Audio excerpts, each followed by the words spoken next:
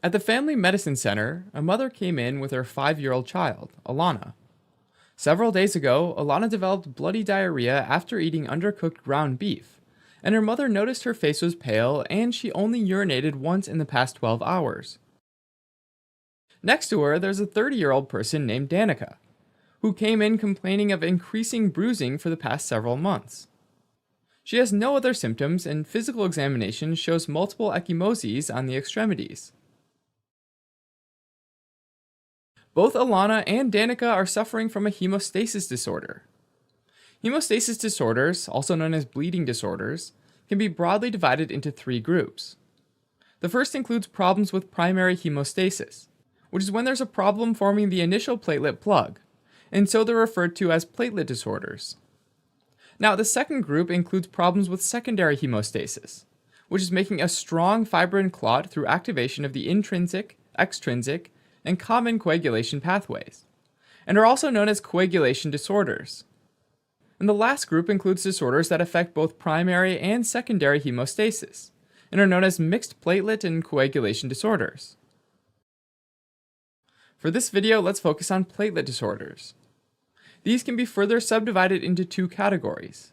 In the first category, there's thrombocytopenia, which is defined as a platelet count below 150,000 per microliter, with the normal range being between 150,000 and 450,000.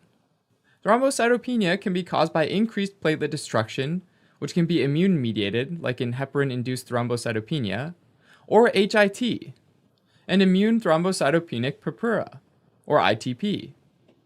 Other cases can be non-immune mediated, like thrombotic thrombocytopenic purpura, or TTP, and hemolytic uremic syndrome, or HUS. Thrombocytopenia from these cases is often due to an increased consumption of platelets during the formation of abnormal clots.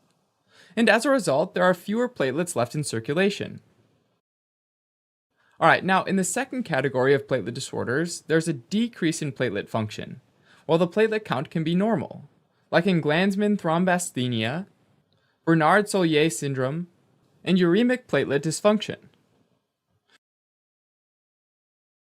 Alright, so now let's take a closer look at these different platelet disorders, starting with the immune-mediated causes of platelet destruction. First, there's heparin-induced thrombocytopenia, or HIT, which is a reaction that develops 5 to 15 days after starting either unfractionated or low molecular weight heparin. Remember for your exams that the risk for HIT is greater with unfractionated heparin. HIT is caused by an IgG antibody that binds to an antigen complex made of heparin and the endogenous cytokine platelet factor 4. The antibody then binds to and activates platelets, causing them to get used up when they form numerous blood clots. Alright, next we have immune thrombocytopenic purpura, or ITP. ITP is caused by autoantibodies that bind to the platelet receptor GP2B3A and targets platelets for destruction in the spleen. It's like the platelet equivalent of autoimmune hemolytic anemia, where antibodies and complement are directed against red blood cells, targeting them for destruction. In fact, some patients develop both conditions together, and that's called Evans syndrome. When ITP happens by itself, it's called primary ITP. When it's triggered by another condition like hepatitis C, HIV, or lupus, it's called secondary ITP. Now, let's move on to non-immune mediated causes of platelet destruction. So normally endothelial cells store and release von Willebrand factor, which serve as the glue between the platelet receptor GP1B and the collagen underneath the endothelial cells. Many individual von Willebrand factors can clump together, forming large multimers. Eventually, to prevent the clot from getting too big, a metalloproteinase called ADAMTS13 comes along and breaks down the multimers. In thrombotic thrombocytopenic purpura, or TTP, there can be a genetic deficiency of ADAMTS13, or an autoantibody against ADAMTS13. Sometimes autoantibodies to ADAMTS13 develop after exposure to antiplatelet medications, like ticlopidine and clopidogrel, or chemotherapeutic agents, like cyclosporine and gemcitabine. Alternatively, they can be associated with diseases, like systemic lupus erythematosus. Ultimately, the result is the accumulation of von Willebrand factor multimers, and that causes excessive platelet adhesion and clot formation within small blood vessels throughout the body. Alright, now HUS is clinically similar to TTP, and there are two types of HUS, typical and atypical. The typical type is also called Shiga toxin-producing Escherichia coli HUS, or SPEC HUS. It classically happens in children and develops after an episode of gastroenteritis caused by Shiga toxin-producing organisms, like enterohemorrhagic Escherichia coli subtype O157H7 and Shigella dysenteriae. This Shiga toxin destroys colonic epithelial cells, causing bloody diarrhea. It then enters the circulation, where it damages the endothelial cells, triggering a massive release of von Willebrand factor. This leads to excessive platelet adhesion and clot formation throughout the body. Typical HUS carries a good prognosis and usually isn't life-threatening. On the other hand, atypical HUS is not associated with Shiga toxin-producing Escherichia coli, may happen at any age, and has a relatively poor prognosis. Atypical HUS is linked to a genetic mutation in factor H, which is a protein that normally controls the complement system. Without factor H, the complement system goes wild, causing damage to the endothelial cells. Alright, now let's move on to disorders with platelet dysfunction. Glanzmann thrombasthenia is an autosomal recessive bleeding disorder. The term thrombasthenia literally means weak platelets, and it's caused by a deficiency in the platelet receptor GP2B3A, which is necessary for platelets to stick to each other via fibrin. So even though platelet count can be normal, there's diminished platelet aggregation.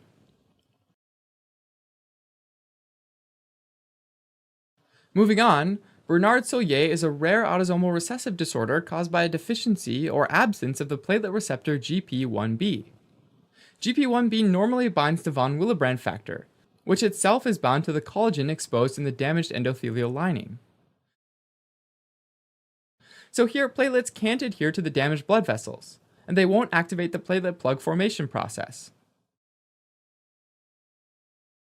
Finally, there's uremic platelet dysfunction, which happens in individuals with chronic kidney disease. The pathophysiology is not fully understood here, but it's thought that there's an accumulation of toxins which interferes with the normal platelets-endothelium interaction. Whatever the cause, platelet problems, or primary hemostatic disorders, usually present with petechiae, which are pinpoint superficial skin bleeds, anterior epistaxis, which are usually mild nosebleeds, immediate bleeding after surgical procedures, like tooth extraction, or bleeding from the mucosal surfaces, like gingival, gastrointestinal, or vaginal bleeding. Now, when there's thrombocytopenia, like in ITP, the lower the platelet count, the higher the risk of bleeding or bruising.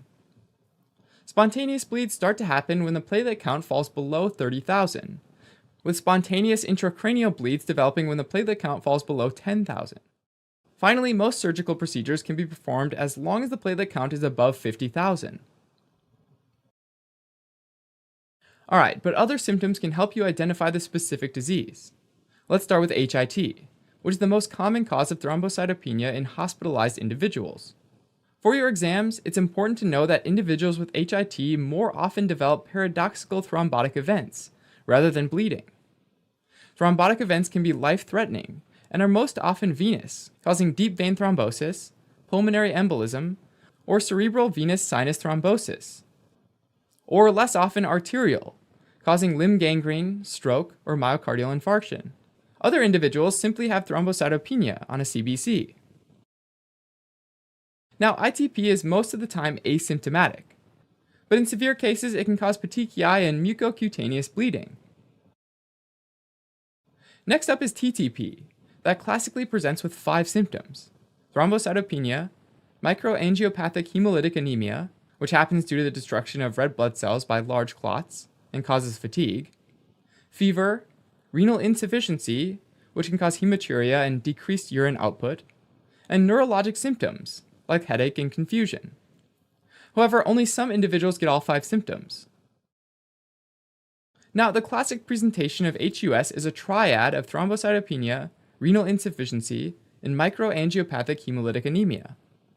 It's super important to remember for the exams that typical HUS happens in children, usually under 10 years old, and appears 5 to 10 days after an episode of gastroenteritis, often associated with eating undercooked ground beef, drinking unpasteurized milk, or swimming in contaminated water. Another high-yield fact to remember is that, unlike TTP, HUS does not usually cause a fever or neurological symptoms, and instead the renal insufficiency symptoms predominate. Now, Glanzmann thrombasthenia and Bernard-Soulier syndrome present in childhood with mild mucocutaneous bleeding. Finally, uremic platelet dysfunction often presents with abnormal bleeding in individuals with end-stage renal disease, which improves after dialysis. Alright, now let's switch gears and look at diagnosis. Individuals with platelet disorders often have a prolonged bleeding time, which involves mildly pricking the patient and then timing how long it takes them to stop bleeding. Normally, this happens within 2 to 5 minutes. Bleeding time is rarely measured nowadays, because it's been replaced by another screening tool called Platelet Function Analyzer. An important fact to remember is that markers of secondary hemostasis like prothrombin time, or PT, and partial thromboplastin time, or PTT, are normal, since they're not involved in formation of the platelet plug. Alright, now let's look at specific lab tests that can help you identify the cause of the primary hemostatic disorders. Diagnostic testing for HIT includes an ELISA serological assay to detect the antibodies. Unfortunately, many individuals that have received heparin form these antibodies but don't have HIT, so the test is not very specific. A more specific test is the serotonin release assay, which is the gold standard for diagnosing HIT. In the serotonin release assay, the patient's serum is mixed with heparin and donor platelets. Activated platelets release serotonin. So in a positive test, the patient's serum has antibodies that bind to heparin and the platelets, and cause those platelets to release serotonin.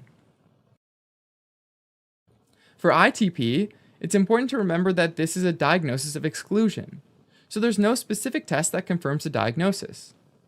Interestingly, the CBC usually shows isolated thrombocytopenia, with a normal hematocrit and leukocyte count. Also, the megakaryocytes start releasing large platelets, which makes the mean platelet volume increase. Now, in some cases, if there's significant bleeding, it can lead to anemia. In the minority of patients who have concurrent autoimmune hemolytic anemia, there can be spherocytes on the peripheral blood smear. An abdominal ultrasound is often done to rule out splenomegaly, and hepatitis C virus and HIV testing are done, since ITP can be triggered by those infections. Alright, now to diagnose TTP, thrombocytopenia and microangiopathic hemolytic anemia have to be present. A CBC will show low platelet count and normocytic normochromic anemia, and a peripheral blood smear will show schistocytes, which are fragmented red blood cells. Because there's a hemolytic anemia, the unconjugated bilirubin and lactate dehydrogenase levels are elevated. In addition, haptoglobin levels are decreased, because haptoglobin binds to free hemoglobin in the circulation. Also, since the hemolysis is not immune-mediated, a Coombs test is often negative. Creatinine levels might be elevated if there's kidney damage. Now, laboratory studies in HUS are similar to TTP, with a CBC showing anemia and thrombocytopenia, the peripheral blood smear showing schistocytes, and elevation of lactate dehydrogenase, unconjugated bilirubin, and creatinine levels, as well as decreased haptoglobin levels. When typical HUS is suspected in a child, stool cultures can be sent off to look for E. coli or Shigella dysenteriae. Next up is Glanzmann thrombasthenia. A CBC might show anemia due to bleeding, and a normal platelet count. Peripheral blood smear shows no platelet clumping, which can be an important hint. Also, unlike von Willebrand disease and Bernard-Soulier, platelets do aggregate in response to ristocetin, since there's nothing wrong with von Willebrand factor or GP1B. Now, in Bernard-Soulier syndrome, a CBC can show anemia from bleeding, and there may also be a thrombocytopenia. That's because the megakaryocytes in the bone marrow make really large platelets that aren't properly counted by the platelet counting machine, resulting in a low platelet count. These giant platelets do not aggregate in response to ristocetin. However, addition of normal plasma to the test sample does not correct platelet aggregation, because there's a defect in the platelet receptor, and not von Willebrand factor. Finally, uremic platelet dysfunction. Oddly, chronic kidney disease leads to anemia of chronic disease, due to erythropoietin deficiency. Evidence of kidney disease, like an elevated blood urea nitrogen and creatinine, help confirm the diagnosis. Alright, now let's discuss treatment. For HIT, it's simply stopping heparin and starting anticoagulation with a non-heparin anticoagulant, like argatroban, which is a thrombin inhibitor. For ITP, treatment starts with corticosteroids or intravenous immunoglobulin, both of which help stop the formation of new autoantibodies. In harder cases, a splenectomy can be done to get rid of the splenic macrophages that are destroying the platelets. As an alternative, other medications can be tried, like rituximab, an anti-CD20 monoclonal antibody, oral trombopag and romoplastim, which are thrombopoietin receptor agonists. Next, TTP is treated with corticosteroids like prednisone and plasmapheresis, which gets rid of the patient's plasma along with all of the large von Willebrand factor multimers, and replaces it with new plasma. Similarly, plasmapheresis is done in HUS. The patient's plasma is exchanged with plasma that has a normal amount of ADAM-TS13, and lacks the antibodies that might be destroying it. Now, most patients with Glanzmann thrombasthenia and Bernard-Soulier don't require any treatment, but in more serious bleeding, platelet transfusions can be done. Finally, for uremic platelet dysfunction, the main thing is to address the chronic kidney disease. Alright, as a quick recap, platelet disorders can happen when there's decreased platelet count or decreased platelet function. Decreased platelet count can be due to immune-mediated platelet destruction, like in HIT and ITP, or due to non-immune-mediated destruction, like in TTP and HUS. Now, disorders with platelet dysfunction include Glanzmann thrombasthenia, Bernard-Soulier syndrome, and uremic platelet dysfunction. A diagnosis can be made on clinical presentation, CBC, peripheral blood smear, lab findings, but also more specific lab tests. Alright, now let's get back to those patients. Alana has the classic presentation of HUS, where an episode of infectious gastroenteritis led to signs of anemia and renal failure. Lab studies will reveal anemia with elevation of lactate dehydrogenase and unconjugated bilirubin, thrombocytopenia, and increased creatinine levels. Peripheral blood smear will show schistocytes, and stool cultures can be sent off to look for E. coli or Shigella dysenteriae. Meanwhile, Danica has isolated thrombocytopenia, most probably caused by ITP, which is a diagnosis of exclusion. CBC will show thrombocytopenia with increased mean platelet volume, normal hematocrit and white leukocyte count, peripheral blood smear will be normal, and an ultrasound should be done to exclude splenomegaly.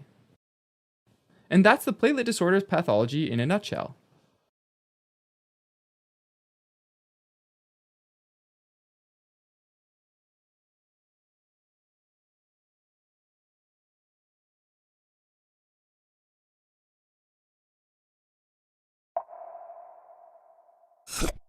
Hemo refers to the blood, lytic refers to breaking down, and uremic refers to increased urea levels in the blood. And this helps explain hemolytic uremic syndrome, because the two main effects are destruction of red blood cells and the declining function of the kidney causing uremia, both of which result from tiny blood clots that form in tiny blood vessels, predominantly in the kidneys. Classically, especially in children, hemolytic uremic syndrome is triggered by a bout of bloody diarrhea. When that happens, it's called diarrhea positive or D-positive hemolytic uremic syndrome, sometimes shortened to HUS, or simply typical HUS. Escherichia coli, or E. coli, is usually the culprit, and children often pick it up through contaminated food or drink, like contaminated beef or unpasteurized milk from an infected cow. The particular strain of E. coli responsible for hemolytic uremic syndrome is known as enterohemorrhagic E. coli, or EHEC, serotype O157H7. These numbers and letters refer to the specific antigens on the surface of the bacteria.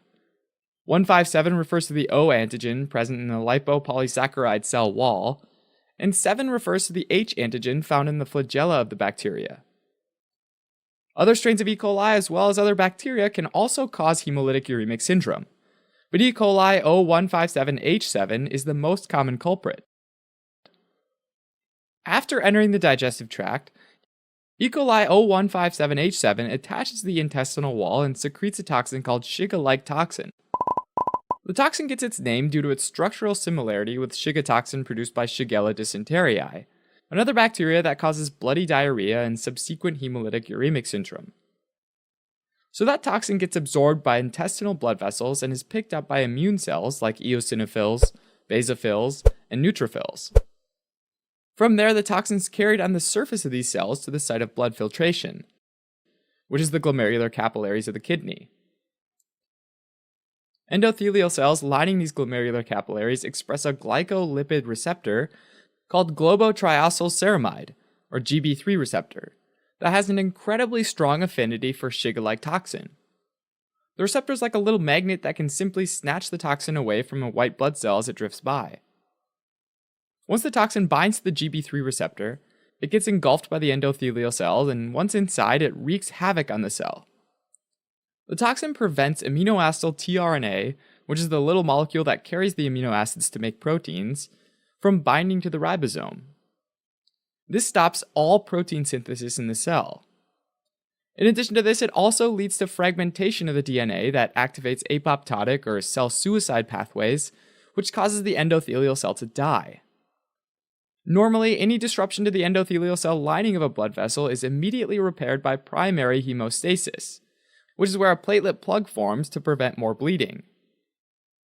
So when large numbers of kidney endothelial cells start undergoing apoptosis, lots of tiny blood clots start to form in the kidneys. Another way that clots form is through a condition called thrombotic thrombocytopenic purpura, or TTP. In TTP, clots start to form inappropriately, and the underlying reason has to do with a molecule called von Willebrand factor, or VWF, named after the Finnish doctor Erik von Willebrand. Von Willebrand factor is a huge protein made by the endothelial cells and platelets, and the protein gets released when it's time for platelets to stick together to form a clot. Now, platelets have a glycoprotein receptor on their surfaces called the GP1B receptor that binds with von Willebrand factor. You can think of von Willebrand factor as a very tiny piece of sticky tape that multiple platelets bind to and form a clot. Under normal conditions, once time's passed and the clot has served its role, the von Willebrand factor protein gets chopped into small pieces by an enzyme that floats around in the blood called ADAMTS13. In thrombotic thrombocytopenic purpura, the ADAMTS13 enzyme's not as active, which means that there's excess von Willebrand factor floating around in the blood. And that von Willebrand factor starts binding to platelets and forming clots all willy-nilly throughout the body, including the kidneys. This inappropriate formation of clots also means that there are fewer platelets available when clots are actually needed. Now, there are other more rare ways for abnormal clots to start forming, and these are lumped together and called atypical hemolytic uremic syndrome. In atypical hemolytic uremic syndrome, there's no preceding diarrhea, so it's also known as D-negative hemolytic uremic syndrome. In this type, there's often damage to the endothelial cells lining these glomerular capillaries, and that damage can come from infectious causes that aren't associated with diarrhea, as well as certain medications or autoimmune causes. There are also familial forms of atypical hemolytic uremic syndrome, where genetic mutations seem to relate to a predisposition for damage to these endothelial cells. Regardless of the cause, the end result follows a pattern similar to typical hemolytic uremic syndrome, where the glomerular endothelium gets damaged and in response blood clots start to form in the kidneys. Now, the classic findings in hemolytic uremic syndrome's microangiopathic hemolytic anemia, or MAHA, thrombocytopenia, and acute renal failure. Microangiopathy refers to the endothelial damage that happens in the small blood vessels, and the hemolytic anemia refers to the fact that the clots that form within these small blood vessels act like boulders in a river, making it difficult for red blood cells to flow through without getting damaged and destroyed. Unlucky red blood cells can get smacked up against a blood clot and break, forming schistocytes, which are cell fragments or helmet cells, which look like little red helmets with pointed ends after a bit of the cell broke off.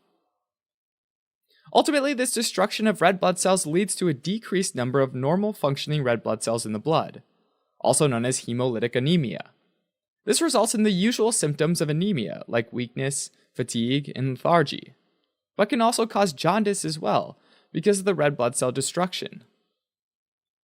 The thrombocytopenia, or low number of platelets, results from them getting used up in clot formation, and it means that clots can't form when they need to, which causes easy bruising and purpura, which is bleeding into the skin.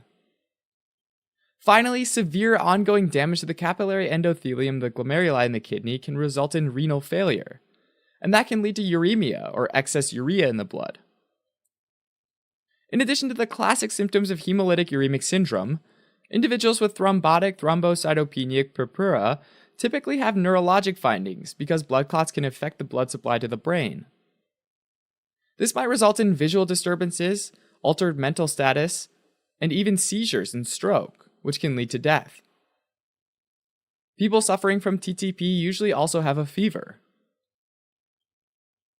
Hemolytic uremic syndrome is diagnosed by evaluating the urine for signs of kidney damage, like proteinuria, which is excess protein in the urine, and hematuria, which is the presence of blood in the urine.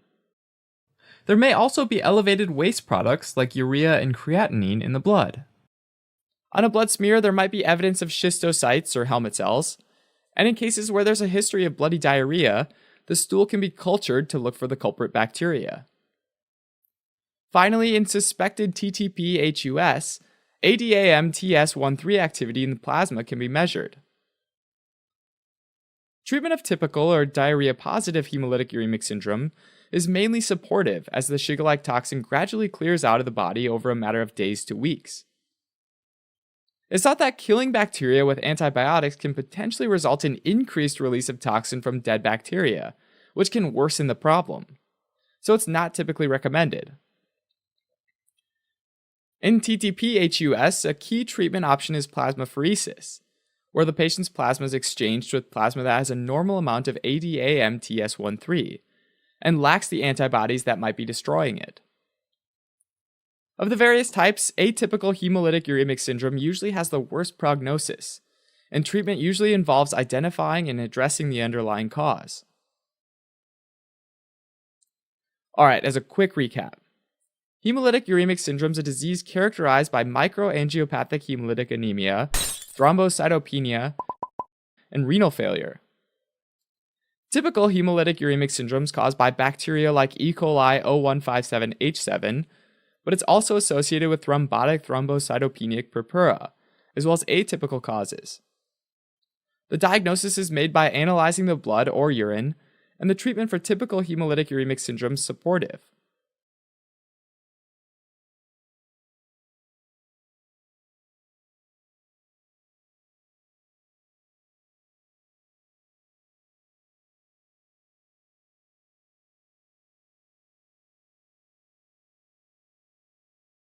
Thrombotic thrombocytopenic purpura, often referred to as TTP, is a rare, serious blood disease that results in many small blood clots forming throughout the body. Typically, blood clot formation starts the tissue injury. Right away, some cells begin to release a protein called von Willebrand factor. This von Willebrand factor sticks to exposed fibers in the torn tissue and becomes like glue, allowing platelets to stick to the site. As the platelets pile on top of one another, they link together into a mesh, which we call a clot. In TTP, there is often a severe deficiency of the enzyme ADAM-TS13, which breaks down von Willebrand factor when it's no longer needed. Without this von Willebrand factor regulation by ADAM-TS13, small blood clots can form more frequently throughout the body. The small blood clots formed in a person with TTP can block normal blood flow through arteries and veins, leading to clinical findings that include decreased platelets, increased red blood cell destruction, and neurological issues such as headaches, mental changes, confusion, speech abnormalities, partial paralysis, seizures, or coma. TTP can cause a wide range of other symptoms. Due to the low number of platelets, small areas of abnormal bleeding in the skin may occur, which can be seen as a rash-like appearance or a purplish discoloration.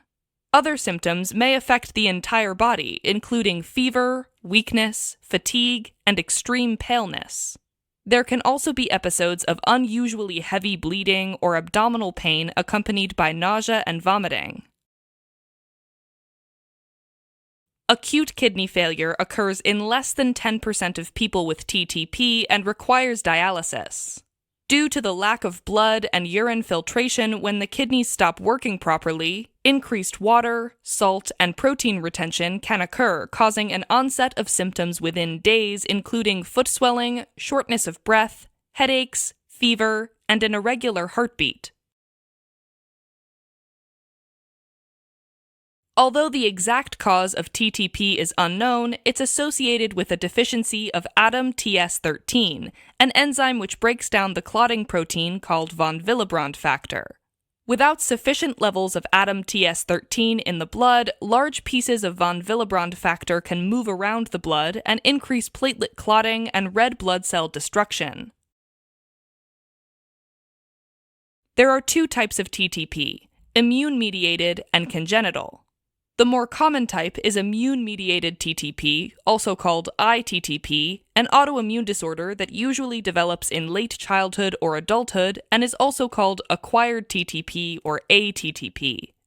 In ITTP, a person's immune system attacks the ADAM-TS13 enzyme, decreasing the amount of it in the blood. Congenital TTP, also called familial TTP or CTTP, is present at birth and is inherited in an autosomal recessive pattern. Both parents must carry an abnormal variant for the ADAM-TS13 gene in order for a child to be born with CTTP. Children with CTTP have very low levels of the ADAM-TS13 enzyme. A quick diagnosis of TTP is important to reduce serious complications. A clinician may evaluate a person for TTP by their signs and symptoms, medical history, and conducting a physical examination. When the clinical evaluation indicates TTP, a diagnosis can be confirmed through blood tests showing a deficiency of less than 10% ADAM-TS13 activity, and, for ITTP, the presence of anti-ADAM-TS13 antibodies. The most common treatments for TTP are plasmapheresis, steroids, and the drug rituximab. Plasmapheresis is the process of exchanging plasma through a machine. First, a person's blood is removed, then the plasma is separated from the blood cells and healthy plasma is placed into a person's blood. For TTP, plasmapheresis removes anti-ADAM-TS13 antibodies and then adds back the ADAM-TS13 enzymes. If a person has a large number of anti-ADAM-TS13 antibodies, rituximab, a drug that can decrease the production of anti-ADAM-TS13 antibodies, may be given through an intravenous infusion. Thrombotic thrombocytopenic purpura is a serious, rare blood disorder characterized by an increased number of blood clots formed in the smallest arteries throughout the body. The major symptoms of TTP include decreased platelets, increased destruction of red blood cells, and neurological problems. The cause of ITTP is unknown. However, it often occurs with a deficiency in ADAM-TS13, an enzyme that breaks down a clotting protein called von Willebrand factor. Congenital TTP is a rarer type of TTP that is inherited in an autosomal recessive pattern. After a clinical evaluation, a diagnosis of ITTP can be confirmed through blood test results showing a low amount of the ADAM-TS13 protein and anti-ADAM-TS13 antibodies. A diagnosis of CTTP can be confirmed by the absence of these anti-ADAM-TS13 antibodies. The most common treatments for ITTP are exchanging plasma through plasmapheresis and using an antibody called rituximab, while CTTP is treated most commonly with plasma infusions.